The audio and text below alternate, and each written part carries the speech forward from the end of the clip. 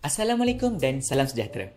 Anda, ya, anda yang tengah menonton video ini, pernahkah anda dulu masa kecil-kecil anda jatuh sakit dan mak ayah anda ni pun bawalah anda ke hospital ataupun klinik kerajaan yang berdekatan. Dan anda dengan ayah anda ni pun datanglah tergedik-gedik depan kaunter klinik tersebut kerana ingin buat pembayaran terlebih dahulu kan.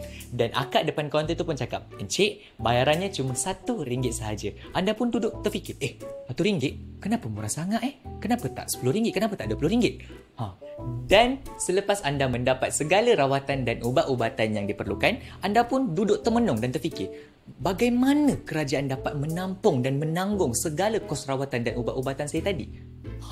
Itu baru hospital kerajaan. Ada banyak lagi. Contohnya, sekolah kerajaan. Bayangkan kita hanya perlu bayar yuran PIBG dan juga beberapa peralatan asas yang lain. Yuran persekolahan, bil api elektrik, air dan juga gaji-gaji guru, gaji pakcik-pakcik cleaner, semua itu ditanggung oleh kerajaan.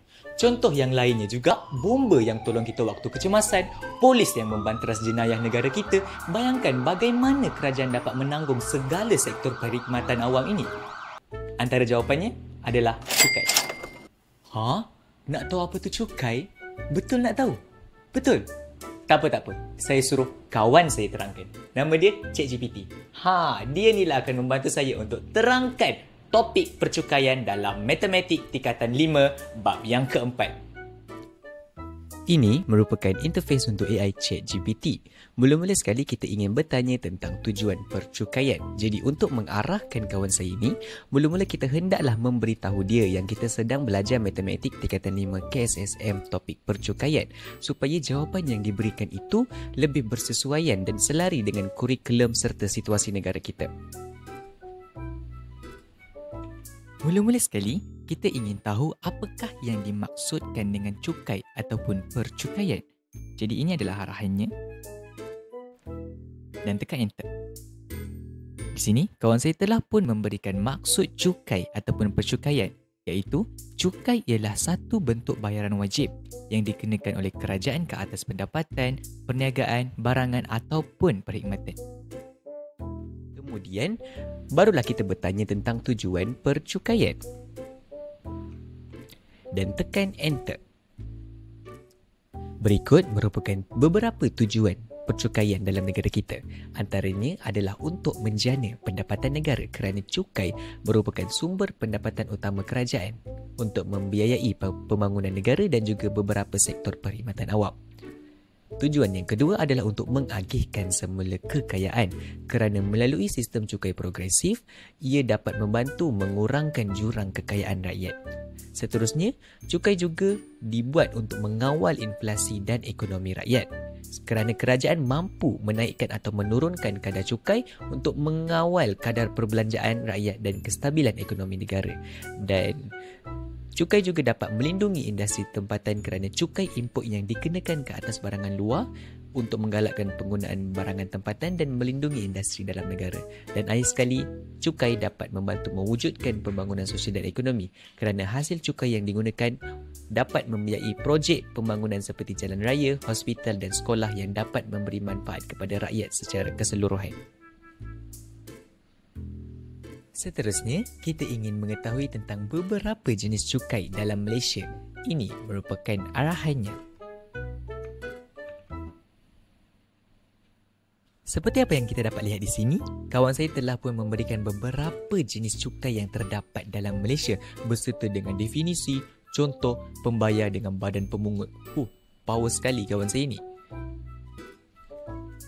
Dan ini merupakan beberapa contoh jenis-jenis cukai, iaitu cukai pendapatan, cukai barang dan perkhidmatan GST ataupun SST, duty excise, duty import serta cukai harta. Akhir sekali, kita ingin mengetahui tentang formula dan juga jalan kira bagi setiap cukai-cukai yang telah disebutkan sebentar tadi. Ini merupakan arahannya. Seperti apa yang kita dapat lihat di sini, kawan saya telah pun memberikan formula bagi setiap cukai-cukai yang kita telah bincangkan sebentar tadi berserta dengan langkah kiraan yang sistematik dan juga contoh yang mudah serta jelas. Di sini kita dapat lihat di mana formula untuk cukai pendapatan ialah pendapatan bercukai didarabkan dengan kadar cukai dalam peratus, di mana cukai perkhidmatan pula harga perkhidmatan didarabkan dengan kadar cukai dalam peratus, cukai barang dan perkhidmatan pula harga barang dibahagikan dengan perkhidmatan dan didarabkan dengan kadar SST dalam peratus. Duty import pula nilai CIF didarabkan dengan kadar duty, di mana cukai jalan tidak ada formula matematik yang tetap dalam sukatan pelajaran, tapi biasanya ditentukan oleh jenis kenderaan dan juga capacity engine dalam CC. Dan disertakan juga dengan beberapa nota penting. Baik sungguh ChatGPT ni. Dalam peperiksaan, jenis cukai yang selalu diuji ialah cukai pendapatan, cukai perkhidmatan dan juga duty import. Cukai pendapatan menggunakan jadual, cukai perkhidmatan sila guna kadar 6% dan juga duty import sila guna nilai CIF. Topik percukaian dalam matematik bukan hanya sekadar pengiraan cukai itu semata-mata. Ia juga mengajar kita tentang realiti sebenar dalam membina kewangan dan juga ekonomi sesebuah negara.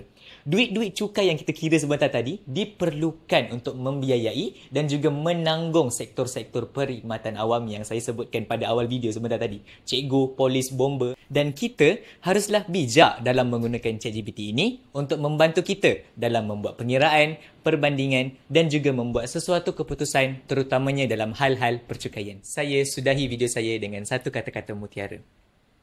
Cukai bukan sekadar angka. Cukai ialah nadi pembangunan negara. Assalamualaikum dan bye-bye.